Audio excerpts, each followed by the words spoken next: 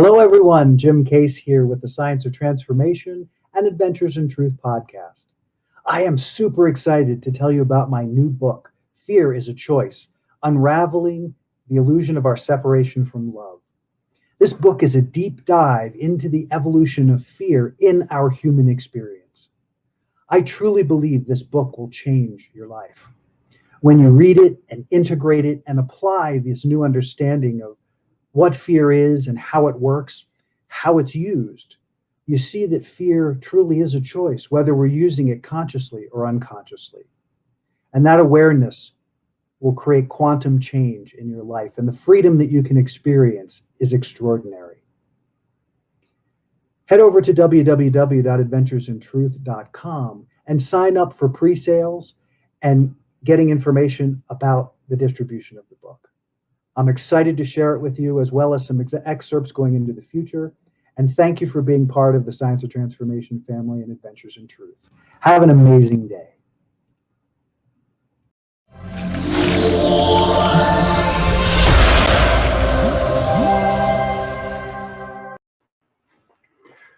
Hello, everybody, and welcome to another Adventures in Truth livecast. My name is Jim Case, and I am the host of the show, and I welcome you today for another great adventure. And today we're going to dive into health. Very excited about our special guest host today. Eric Levinson is a health coach, amazing human being. I have another label for him, but I haven't asked him if it's okay to use it, so I'm not going to use it right now. We'll talk about that. But I've invited Eric on the show because he has such a profound knowledge of health in the body, and that the body's natural mechanism is about health. So that really aligns well with what we do here in Adventures in Truth, and really looking to unravel some of the illusions and some of the beliefs and ideas about how we stay healthy and what those challenges might be, and understanding that health is a choice. And as you guys know on the show, I tend to like to define things. I want to understand what the context is that we have for these things that we have in our lives. And so when you look at the definition for health, it's a pretty straightforward definition. It's a state of complete physical, mental, and social well-being, and not merely the absence of disease or infirmity. And what struck me about that definition was a couple of things. One, that our Western culture seems to hold health in a place of not being ill as opposed to being well. But more importantly was the idea of health being a state. And as you know, as we talk about how we engage our consciousness and how we expand who we are, having a state that you can invoke, that you can step into, I think is a powerful thing. And with that, I'd like to bring Eric into the show and introduce you all to Eric if you haven't met him before. Hello, Eric. Hey, Jim. Great to see you. Welcome to the show. And thanks for having me. Thank you so much for being here. Absolutely. We're going to have a great conversation today while I get my stuff together here. So starting with overcoming the challenge of staying healthy, and that health is a choice. Do you want to share a little bit about you and why I'm so excited that you're here? Great. Sure. So go ahead. Yeah, please tell us a little bit about you and your passion for health and how it's brought you to where you are. Yeah, well, you and I met not too long ago as a part of that journey. It was a long time ago, actually. It's been like 6 years. Yeah. Yeah, lots happened since then, I guess. Seriously. Yeah, it's and it's all been a part of my path of understanding like what it is to be in that state of health, where for most of my life going to doctors, where I did not feel well. I was told, well, you are absent of disease or injury or things that need, treatment directly. So you are healthy. And it was obviously not the case. I did not feel that I was in a state of health, just because there was nothing diagnosable or treatable. And I found that, through my journey and talking to people like you and all of my clients and friends and family and even my wife, and then having a small child, was that, my understanding became one of which that, yeah, health is a choice. And that unfortunately, the default choices that we make, most of us make, tend to be inhibitory to that, tend to be contradictory to that. And in order to actually find ourselves in that state, we need to make choices that tend to be outside of the norm. J. Krishnamurti, I think, really summed it up well to say that there's no measure of health to be well adjusted to a sick society.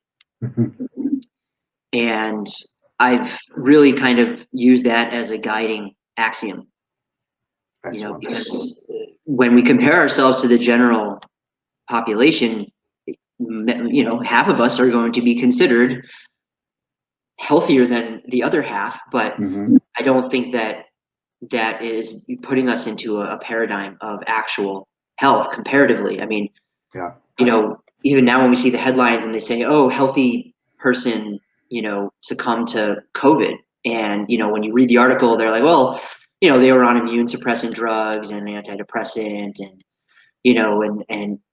they were 40 pounds overweight. But otherwise they were healthy. Otherwise they were healthy. They were functioning. They had a job. Yes. They had a family. They're healthy. And so, I think that a lot of our discussion definitely as a society needs to center around what actually is health. Beautiful. And well, why. Let's start there. Yeah. I don't want to get too far because we're going to do a quick meditation to kind of get everybody present. And then we're going to go whole hog. Yeah, let's get ourselves into the right state. That's right. Let's get into the right state. All right, guys. So we're going to take we're just going to take a second here, and I'm going to ask you to, wherever you are, like we do each week, is to just get present in your body. So we're going to start. Let yourself close your eyes if you can, or bring yourself into a place of focus. So if you need to pick something on the wall, or you have a sound or an ambient sound in the room you can focus on, anything that can bring your awareness completely present to your body right now. And I'm going to ask you to just breathe and be aware and take your awareness inside your body and just become aware of what it feels like inside. How does it feel? What do you notice? Be the observer of this experience and just let your awareness run through your body and just be aware of what's there. Does it feel good? Does it feel comfortable? Does it speak in a language that you can hear? Be aware of the feelings, be aware of the experience of being completely in this moment inside your body.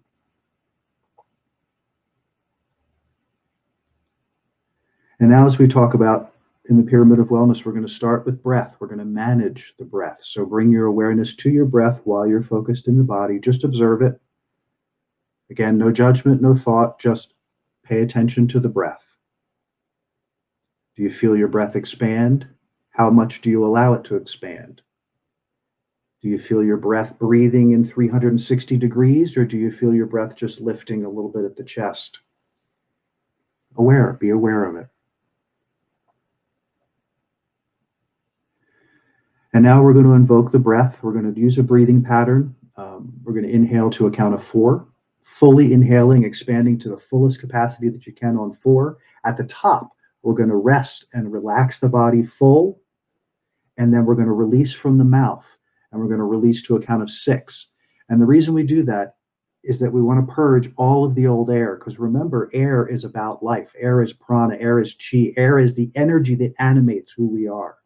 Breath is the thing that brings life into this being. So we want to use the breath to stimulate that aliveness in the body and that awareness in the body.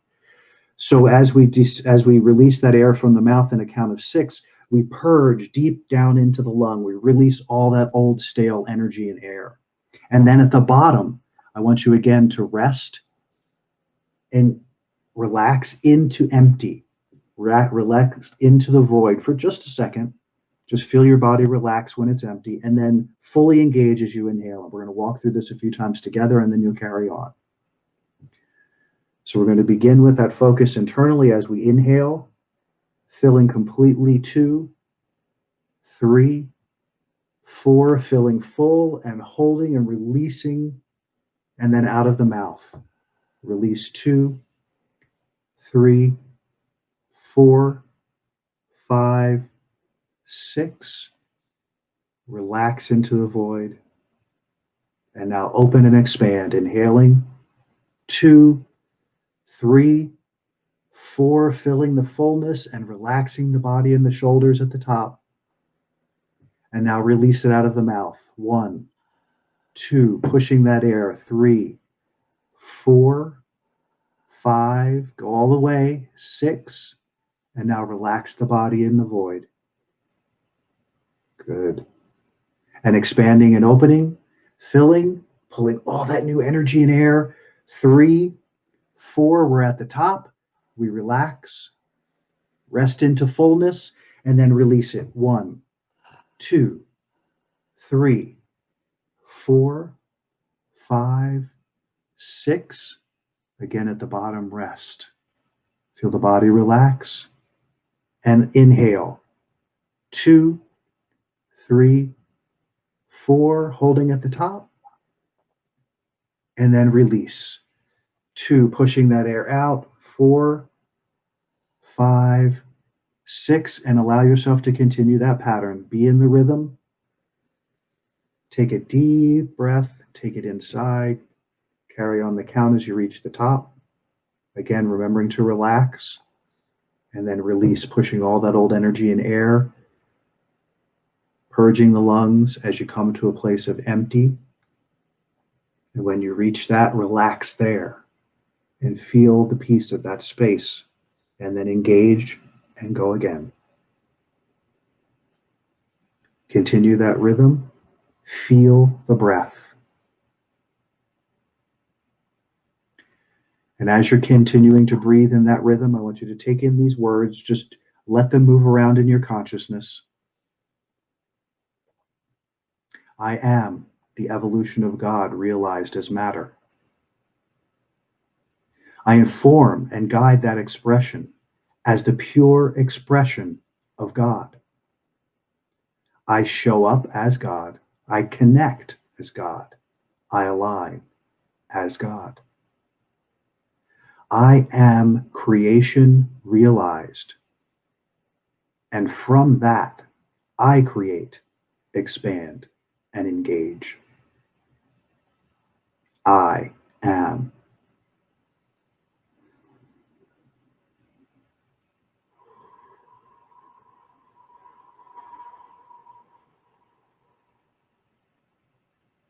Good. And just finish the last cycle of breath. Stay connected to your breath. And allow your awareness to come outside just a bit so that you can pay attention to what's happening in the now. Gently open your eyes when you're ready. No hurry. And we are going to dive in. Welcome back. Are you guys ready for a conversation about health? Yes. Health, yes. Yes. So we were talking a little bit about the beginning. One of the problems, one of the challenges we have in clarifying and defining health, one is understanding that it's a state. It is a conscious decision to engage health as opposed to it being a passive thing. The body is going to have the thing, the whole systems that run all by themselves without our attention. But there's a lot that we enter into that system that we have to be conscious of. So in clarifying health, the thing that I loved again was about this idea of it being a state. And then furthermore, clarifying that health is way more than not being sick. That just because you're not sick doesn't mean you're healthy. And so let's start to dissect that a little. Let's talk about the fine tuning of the idea of defining health before we get into the things that we can do. Let's talk about how do we as people, as an individual, because health is like everything, such an individual experience. We come in with a system that's loaded, a DNA that's fully loaded with all of this information that is in complete alignment with all of who we are. And so being able to invoke health, being able to bring health to life is significant to not only feeling aliveness, but expanding consciousness to all the things that we believe we're here to do. So from that place, Mr. Eric, what do you think so far? Yeah, it's definitely a completely subjective experience of what is health, Mhm. whereas we apply objective measures to it in our current society, in our culture. So, you might go to the doctor and complain about certain symptoms, and the doctor might look at your blood work and say, well, subjectively you're suffering, but objectively you're fine. Hmm. And that's a big problem. And, that is also another symptom that we have created a culture of dependency. Hmm. And we can only seek healing or salvation from some authority. And something that struck me very early on in my career as a rogue health professional was, David Hawkins' work Hmm. and, his kind of evolution of consciousness that he talks about. And, moving out of fear and dependency, you have to move through anger and acceptance until eventually you get to a place of self-awareness. Hmm. And I see it over and over again is that people who are maybe struggling with this in their own path, and they come up against that, they have a choice to either move into self-awareness, which can eventually open the door to self-love, Hmm. or to stay where they are. And oh, do you have a No, no, I was just gonna. oh, I okay. was gonna say. So, are you actually saying to me, because this is something I absolutely believe, is that health is greatly affected by the choices we make, the thoughts we think, the feelings we feel, the energies that we engage with, whether it be food, whether it be people, whether it be work environment, whether it be drugs and alcohol, whether it be sex, all of those things are contributing to what ends up being a out of balance health condition. Am I understanding that correctly? Absolutely. And whether we embrace what's happening or we resist it will inevitably, decide our end result. Hmm. And so, for example, I work with a very specific paradigm nutritionally and biochemically. That if you have a basic understanding of human physiology, Hmm. this is sort of undeniable axioms of how the body works and how we can allow it to work better when it has been dysfunctional. But I see it over and over again is that as if those things are working, but the mental spiritual state is Hmm. not willing to accept a higher state of health and wellness, then inevitably some way that resistance will manifest physically. So, finding how do we, the question, how do we tap into our health is really, I think, ha- when you're saying health, you actually have to almost say, how do I tap into self, Yeah, ultimately, because if you don't have that relationship, then you certainly can't have a relationship with your body because you're not seeing it for the miracle that it is. right. You're not experiencing it for the because probably your experience may be one of a malfunctioning body or a body that has not supported you in ways that you feel you could be supported. Hmm. Um, but it's an interesting dynamic because it's the it is there it is that it is in that place, I think, that the crux of where we go in health seems to manifest. So I want to get into the details of the constructs that you have understood about health and what you understand about it. I was going to have that a little bit later because that's going to be more about the things that people can do, and the ways that people can step into their own health in understanding some of the things that you have come to understand about the basics. Right. And you're welcome to filter them in wherever. I did create a segment so that we could really flesh that out. And if now is the time for that, great. Otherwise, we'll carry on. Yeah, well, I mean, we can definitely keep that together.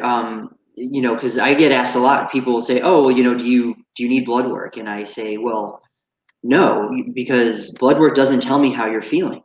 Right.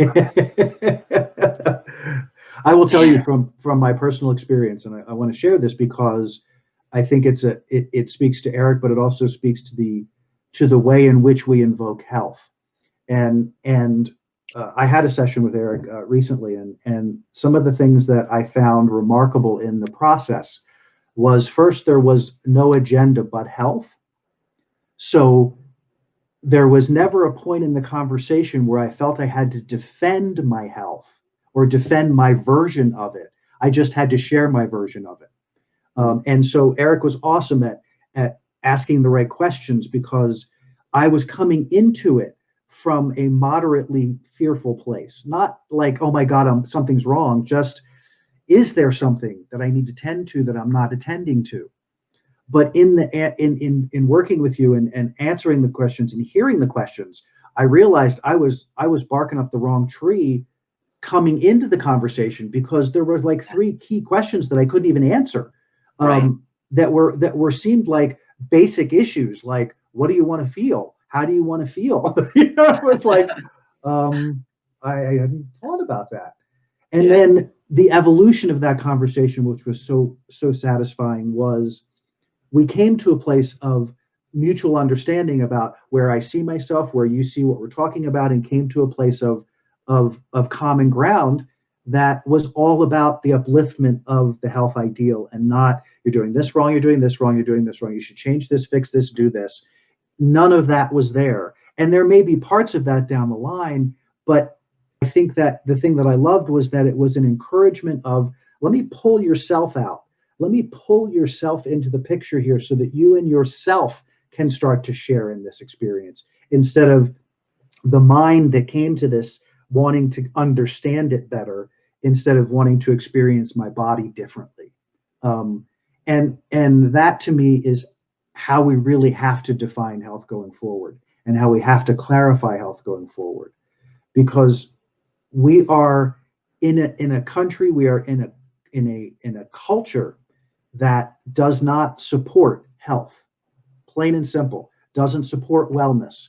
It talks about it, it gives nice words about it, and it provides a lot of bullshit about it, but it does right, not necessarily provide a lot of good information, because, as Eric specified earlier, you can't universalize health in the sense that everybody's everything is the same. So if you're all having the same experience, then you're all healthy. So if we benchmark you here and you're at this percentile, then you're healthy. right. Um, and that's in true and actually completely the opposite of what we want to pay attention to. Hmm. Absolutely. And you know, just touching back on the idea of blood work is that, you know, if we have to seek outside of ourselves out of fear to find somebody who can then look inside of us for us to, you know, eschew that responsibility of self-awareness, and then we can just go around blaming the, you know, the expert for not solving our problems for us. When in reality, we didn't tell them probably 75% of the story that ended us up there, because we're not conscious of the 75% of the story that got us there, Absolutely. which is actually kind Yeah. of mind blowing. Yeah. And so when I have that first conversation with people, you know, I immediately want to shift the conversation away from it being all my responsibility to solve all of your problems. I look for somebody who's willing to take some responsibility. They may still be fearful about their current state, and I may have very likely solutions for the direct physical condition. However, if the person is not willing to address the spiritual and the emotional and, you know, the lifestyle issues, then we're not going to get very far, and we're going to continue a cycle of dependency, Mm. symptoms and treatments, and symptoms and treatments, rather than creating a non-linear progression towards greater and greater self-awareness, which ultimately brings greater health. So if we get away from this paradigm where if I can just complain about my problems and have somebody else solve them, I can just throw money at them. And I don't have to change my lifestyle. I don't have to put any work or effort into it. I can just take a pill. Mm-hmm. Or I could just do a cleanse, once a year to undo all the damage of my lifestyle the rest of the year. Then I don't have to take responsibility for it. And if that ever doesn't work, I will, say, well, yeah, that doesn't work. And now I'll, keep looking for somebody else or some other solution so that I can continue the same lifestyle, getting the same results, right? The definition of insanity is kind of where we're at as a culture, where we will then just drug or medicate the adverse effects of how we're living, so we can keep living that way. Yeah, I want to interject something here that I think is important to understand in this context. Neither of us, in any way, shape, or form, are saying that any choices you make are bad or wrong to the viewers, to the listeners. None of this is about bashing people that are sick. None of this is about saying you're sick and it's your fault. It's not. Being responsible and being at fault are very different places to be in the world. Being responsible is about understanding your ability to respond to what's happening in your world in real time in the moment that it's occurring. So I'm very conscious of language, and I know you're very conscious of language, and sometimes the language can be misconstrued because it sounds like it's what you're doing isn't working, what you're doing isn't right. Let's deal with reality. If you're not feeling well, something in your health system is not well. Something in your wellness is not working. If you have physical pain, if you have an ailment, if you have something is out of balance in your system. That's just the reality of it. Now, how you choose to approach that is really on you, not on the practitioner. You are living your life. You are with you 365 days a year, 24 hours a day, 7 days a week. You know the bullshit you tell yourself. You know the bullshit you tell everybody else. You know the stories you tell people. You know the stories you tell everybody else. It's not about judging any of that. It's about stopping, just like in the meditation earlier, get recognition of where you are, get present where you are, and then allowing people like Eric to draw it out of you. The amazing thing is that I realized in the conversation, I wasn't looking for a lifestyle change. I'm not unhappy and I'm not sick in my lifestyle. Mm-hmm. I didn't realize that until the conversation, because my mind had come up with a whole bunch of interesting things. And I'm not saying there aren't things I can't do and things that I can't shift and ways that I can't be more healthy and stepping more powerfully into it. But just like all of us, we have the story, we have the history. I know in the conversation, I think there was probably 4 or 5 times that I would remember some key piece of information that I thought I had told him everything. And then we got back toward the end of I'm like, oh, no, wait, I completely forgot to put this piece in, which changes the color from dark blue to azure blue, so it's like, it's not the same picture. So telling yourself the truth is the first piece. Recognizing, boy, I don't feel good. I also know that I'm not happy. I also don't feel like I'm satisfied, and I don't know what to do about it. That's an honest place to be. And that's a place where a powerful practitioner can gently take you through how that's going to unfold and how it can unfold. And are you going to be uncomfortable? Yes, but you already are. So what difference does it make? You know what I mean? Yeah. So, yeah, it's how we respond to that discomfort. Yes. Like you said. And so, is our response getting the result that we want? Because if it's not, then maybe there's a different response.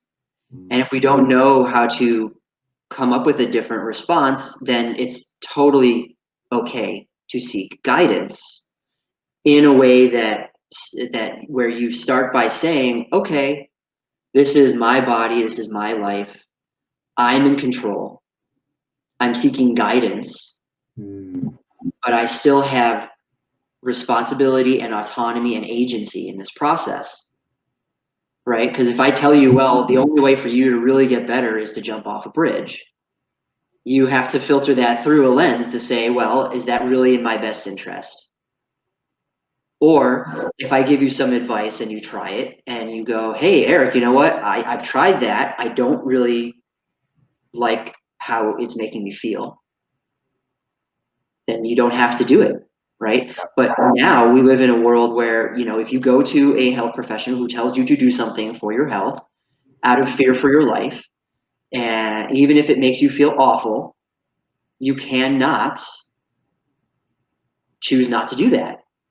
And I've worked with plenty of people who were literally dismissed from their doctors because they wanted to, avoid taking medications with nasty side effects and try alternatives. And the doctors would say, well, you just signed your death warrant. So I can't have it in my practice. It's dangerous to me and my license. So goodbye. That's such a powerful image, because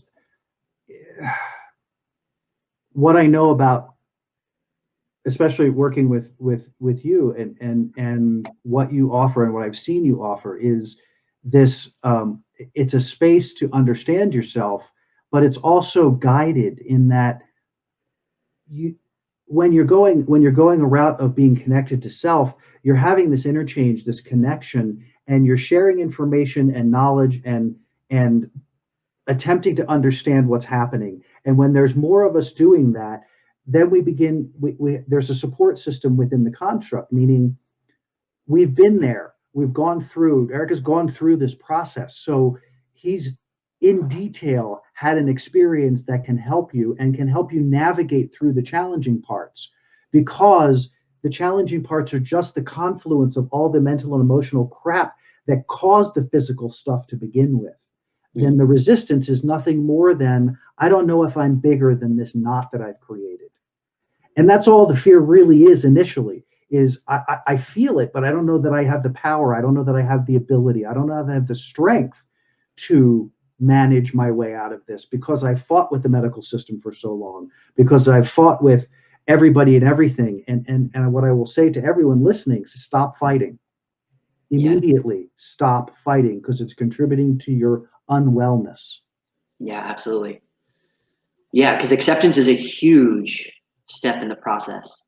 And you have to pass through fear and anger and then acceptance. And it's just a natural progression. Mm-hmm. It's healthy, it's natural, it's normal. And I went through it. And I expect that most people who do overcome these challenges within their lives are going to go through that process as well. There's no shortcuts. Right. And that's the challenge for most. And we're going to come back to this conversation. We're going to talk a little bit about how you have to get healthy before you can stay healthy. And then we're going to really dive into health as a choice and open it up to let Eric really talk about some of the core concepts that we really should be considering as we're looking at how do we step into health. So bear with me here just a second as we go to commercial break, and I'll see you back here in just a minute.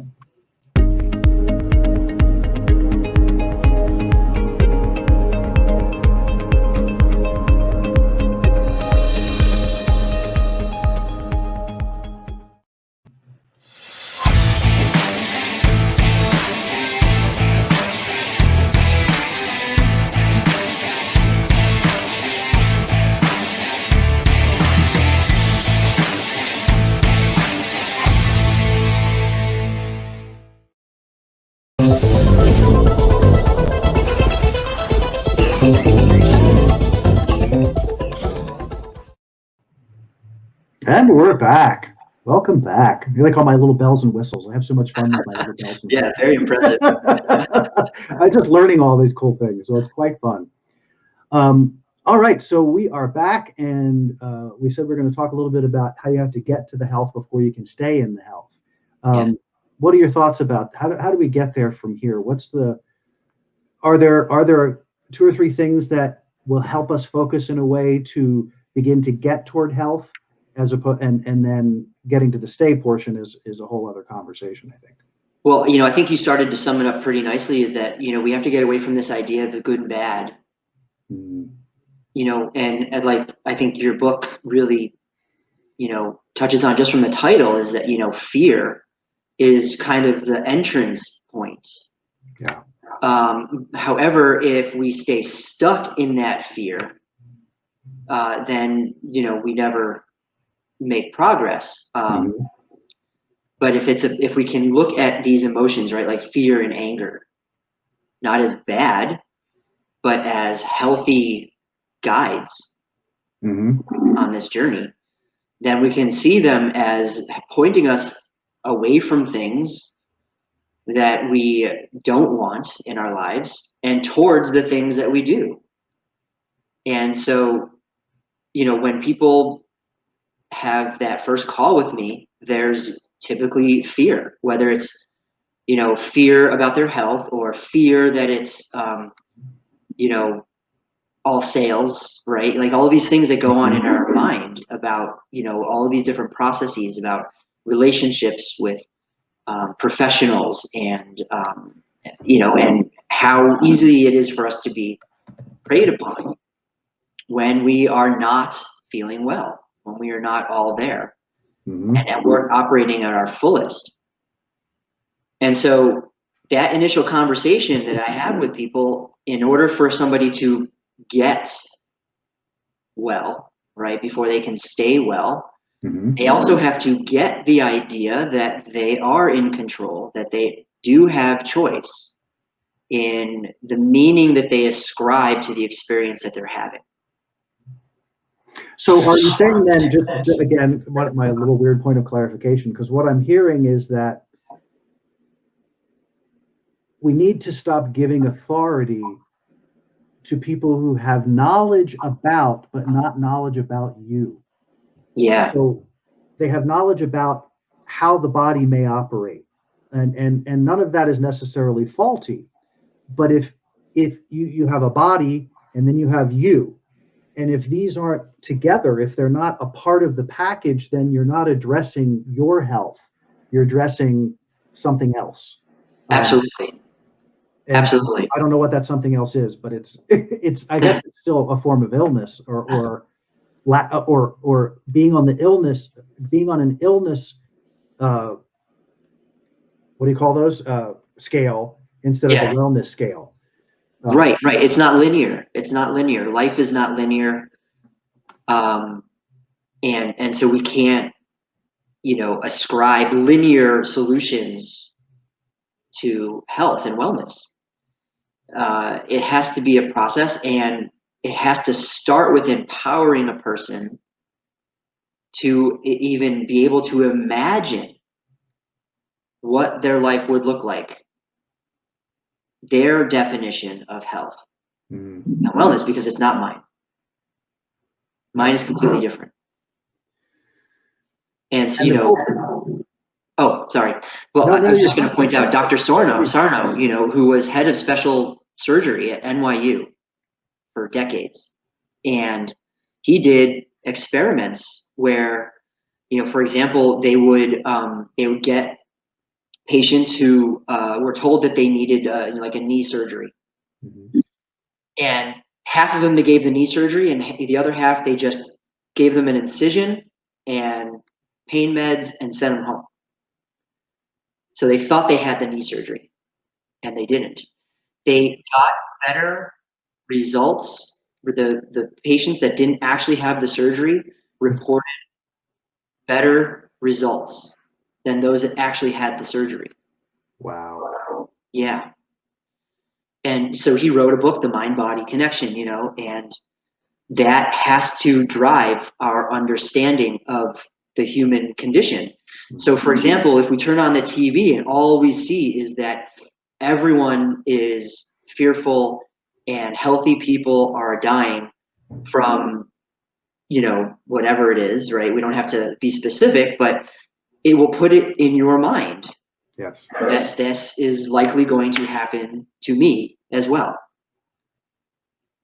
Or the And then, yeah, and so it's the placebo nocebo effect. We can convince ourselves of a lot of things. And, something else that they talk about in like childhood psychology is that, children will often see that when they are sick or injured, that they get preferential treatment from parents. So they learn that being sick is a way to get love and affection and ice cream and choose what movie we get to watch as a family. And it becomes a leverage point to be unwell. Yes. Well said. And I again, I'm thinking of the viewers and the listeners. There are many different avenues of not wellness. There are many different avenues of being outside of health. Some have been carrying that burden for most of their lives. Some of it come into it rather new. Some of it have had chronic conditions for a very long time. And when the thing to understand about the consciousness aspect of health is it's not about blame, it's about responsibility. In understanding you may have had your pain for 25 years, and the pain that you've carried for 25 years has seriously clouded your consciousness for much of that time. That's just a function of what's happening in your energy, because this is going on all the time, right? Yep. This is what you have to look through all the time. So what's important to me here is understanding that there is no judgment and should not be judgment about you, for you, or about how it was created. That will come naturally when you allow yourself, when you release resistance, when you give permission to yourself to step into a state of health. The things that are in the way of health then have to become conscious. They have to, in order for us to understand what's in the way of being healthy. So we have to be willing to see ourselves and the things that show up for us in that process, but understand from the get-go is you're not wrong because you're sick. You have an illness, you have something going on. Let's see about how we flesh out the parts of you that can make this better. And to that, I'm going to transition us now into the whole concept of health as a choice. It's completely about you have the ability to choose it. It's just a question of how will you step into it. And but again, because I've heard this so many times, and I'm sure you hear it too, where the victim blaming and the that kind of thing, which is to me utter nonsense, because there's no blame about anything. Right. You made a beautiful example of a child who learns in a non-emotional household how to stimulate emotion. Yeah. By getting sick, because that stimulates caring. Otherwise, there's no caring. There's the challenge. But understand that that's not about blame on the parents either. No. We could go deep into this, and I don't want to divert from focusing on the health aspects, because just an understanding that it's all part of the picture of who you are, and those that you're showing yourself your own cards. You're looking at your own card deck and you're going, oh wow, I really do have 4 suits here, and they really are. Oh wait, this suit over here needs a little cleaning up. Let's focus on this suit, and understand that it's just more about evolving who you are. So, Right. sorry. Yeah, most of us never even take the time to look at our own hand. We just show it to everyone else, Yeah. hoping that somebody else can Look at show how us. messed up this is. Yeah. Yeah. And yeah, so health is a choice, right? And I think that as a society we are evolving, right? We don't treat drug and alcohol addiction as a crime as much anymore. We're starting to see it as a disease, and not one that is often a conscious decision, but one that is a product of all the different circumstances of a person's life. Yeah. Like the experiments that they did with rats, where They put them in a barren cage by themselves, and then the rats would literally drink the cocaine water until they died. But then when they put them into a utopia with lots of other rats to play with and things to stimulate their imagination, and it was beautiful, and they had choices, they rarely ever chose to get high. And so, it is a choice, and it also is not, whatever state that we're in is not our fault. But it is our responsibility, if we are not satisfied, to take responsibility and seek a different reality. Yes. Love that. And with that, we're going to transition into the next segment here, and this is where, Eric, get on your box, buddy. Here we go. And I'm teasing because he doesn't really have a box, but I wanted to take a segment because I want you all to hear the stuff that Eric talks about, because it's so foundational and so powerful, and so, for lack of a better word, because it may not be easy, but it's easy in the sense that here is a path that could radically help you shift from a state of unhealthy to a state of health. And so I want you to be able to talk about that. So let's go there. Thank you. So yeah, and I want to do my best to keep this as easily understandable as possible. So this is always another opportunity to help to refine that message to make it in a way that is digestible. And so I like to start off just by saying is that, not the near distant past, not too long ago, it didn't appear to be as difficult as it is today to be healthy. Mm-hmm. It may have been more likely to succumb to some more infectious disease. However, the fact that we have really kind of mastered infectious diseases to some extent in the modern world just goes to show that, we are really lacking in other aspects of health. And, things really changed, post World War II. Mm-hmm. We became a chemical obsessed society.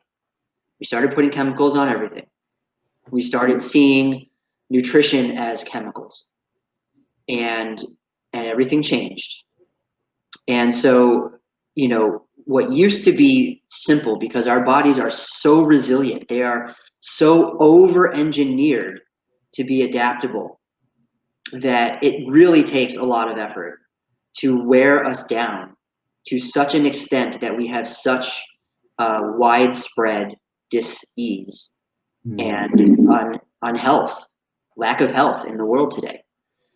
And part of what I've come to understand on my own journey is that, we do have obviously very different stories, very different lives, and some, variability in how that expresses in our physical bodies and our health. But underlying that, at the cellular level, we are all very similar, all very identical. And this goes down the line through all other, living organisms. We have a very specific biochemical foundation to how life can exist. And a major component of that, quite simply, is just the ability to take electrons from one thing and put it on another thing. So we just literally, you and I sitting here, just like our computers are doing, we're just moving electrons. And we're doing that in a way that allows us to leverage that reaction to create energy and to create other molecules. And so what I've come to discover is that, in the last 60, 70 years, is that we've done things to our environment that overwhelm our body's ability to handle what would have been a normal amount, a tolerable amount of toxicity from our environment. And the same system that would address that also has to address certain toxicity that is innate to our bodies. So just by being alive and breathing and having physiological processes, we produce certain toxins. They're unavoidable. However, they are very similar to other toxins, like those that we might breathe from car exhaust. And so we can kind of lump these together as aldehydes. And so what's interesting is that, combustion engines, they produce aldehydes. And then, 20, 30 years ago, we started putting ethanol into gasoline, which actually increased the output of aldehydes by 40%. Wow. Yeah. And then if you have natural gas stove in your home, that's producing aldehydes, right? Anytime we have any sort of fossil fuel combustion, okay? And we all understand is that, we don't want to breathe diesel fumes. Well, one of the major nasty things in there is these aldehydes. So what are some other sources of aldehydes? Well, if you've ever had a hangover, that's an aldehyde. It's how our body breaks down alcohol. So we take an alcohol molecule, we take a hydrogen off of it with a dehydrogenase enzyme, and then that alcohol becomes an aldehyde.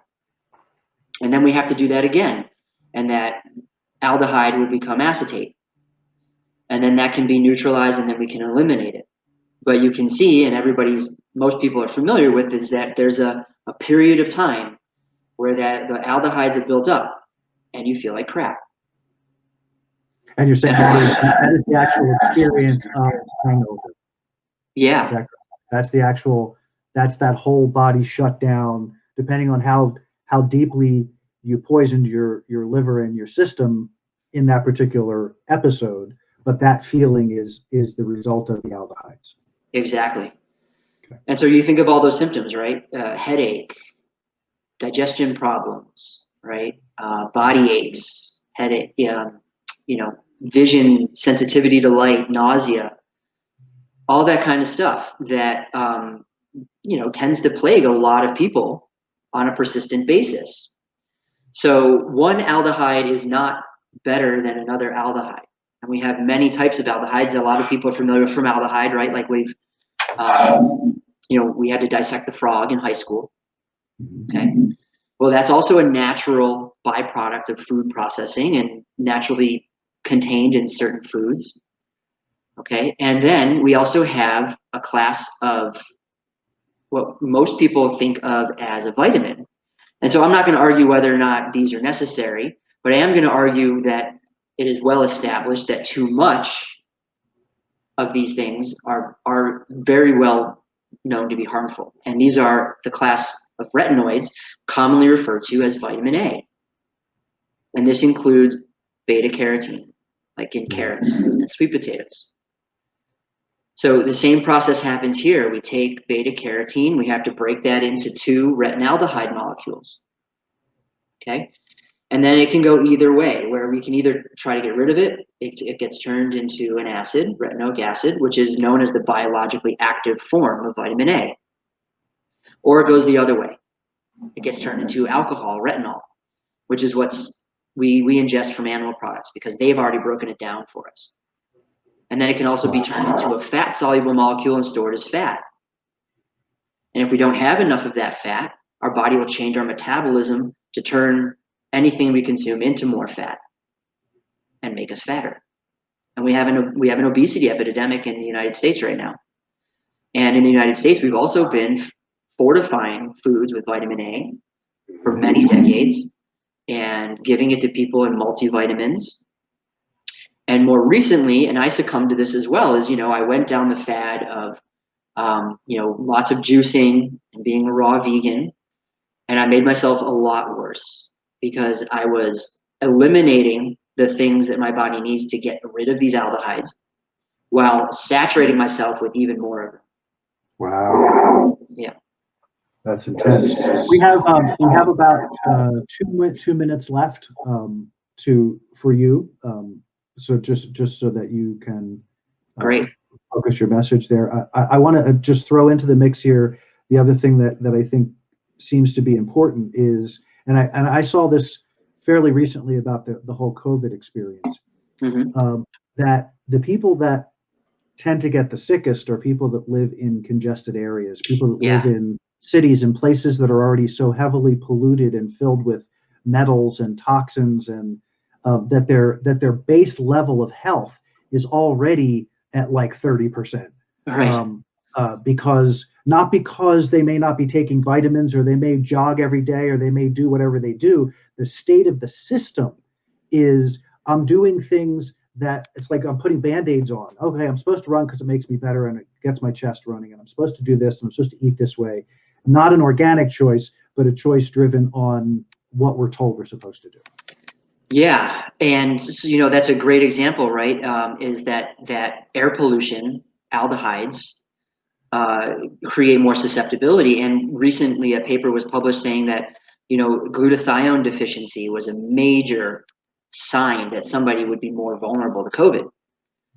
And we know is that when you are aldehyde toxic and you are undergoing a process called lipid peroxidation, you are going to deplete your glutathione. And we can connect all the dots there. And I have videos about that on my YouTube channel and on my Facebook. And I also, I'm happy to explain that to people, anybody who wants to schedule a call and, understand this better. But glutathione is a great example of over-engineering in human health. And even despite that over-engineering, we have managed to widespread deplete this protective measure in our bodies. And so that's a major focus. It was actually well before COVID ever happened, and way before that paper was ever published. It was something that I had already focused on as pivotal to getting a person back into health, helping them get on top of their symptoms so that they could focus on creating something sustainable long term that would be their picture of health. Yeah. So good. This I want to say, in my experience, Eric knows a lot, and has a lot of information and a lot of knowledge about. But the wonderful thing is that this context is a little challenging because we have a shorter period of time to try to convey these concepts. So please don't get bogged down in the big words. One of the things that Eric is so great about is being able to help you understand the arc between the big word and the reality of your health. The desire is to give you as much knowledge as you're willing to take, but you don't need to have depth. You don't need to understand the depth of that, although it helps. You don't have to know how to spell the word. You don't have to know how to recite the word. It's not that type of deal here. This is still about you, but having the science there to support it, so that you understand your body's wired to be well. We've just made choices that don't support that. But beyond that, we've also been influenced out of health.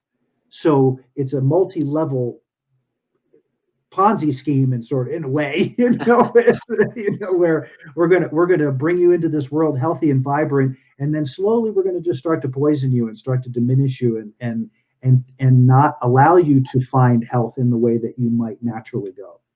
And what we're here to say today is that path is open and ready for business, and we want you to explore that path because it's time. It's time for us all to take that responsibility for stepping into the state of health, so that we can make decisions about where our world is going, so that we can make choices about where our personal world is evolving, in a way that feels satisfying and fulfilling, and ultimately puts us in a state of thriving. So, Beautiful. to Eric, I want to say thank you. This has been a wonderful conversation, and I hope we get to do more so we can flesh this out even more for people. EricLevinson.com. You can do a free intro session with Eric, so you can get to experience him and the powerful, wonderful work that he's doing. Understand that we're all here about wellness in the end, about how do we achieve health, releasing fear, understanding it's a choice, understanding that your health is a choice, understanding it's really all a choice, and how you want to focus your energy and bring health back into your life. I thank you all for being here. Please check us out, www.adventuresometruth.com. There you'll find information about my book. You'll also find information about working with me as well, and more about the show. And ericlevinson.com, you can connect with Eric and find out all kinds of great things about how you can get healthy. So thank you all for being here. Please like us, please subscribe, please share, please tell all your friends. We love being here and we love sharing all this great information with you. And have an amazing day, everybody. Thanks for being here.